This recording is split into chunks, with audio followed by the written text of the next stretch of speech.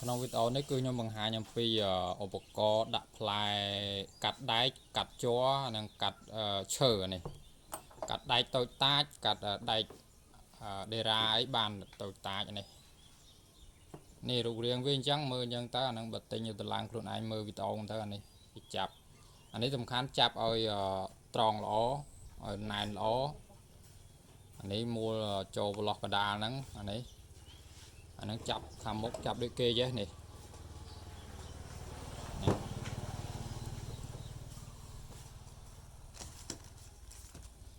មកឈុត 15000 នេះមកឈុត 15000 បានដូចក្នុងវីដេអូនេះ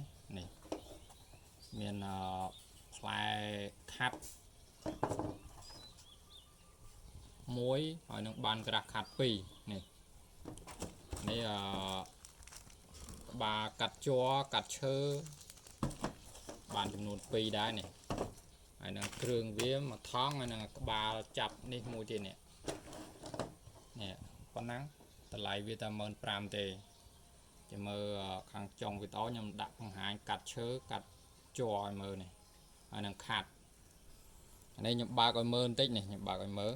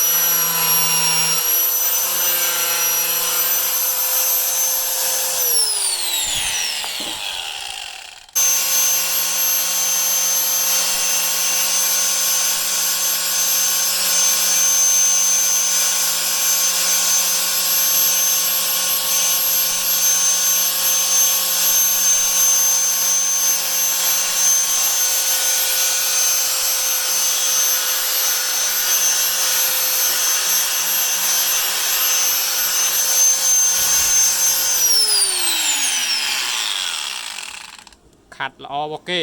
ចាំមើលខ្ញុំខាត់ឈើឲ្យមើលនេះឈើ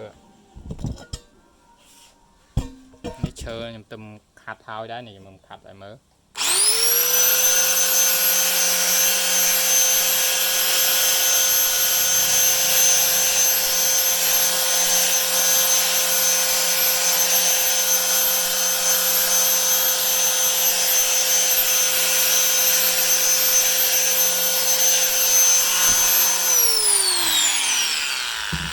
ស្អាត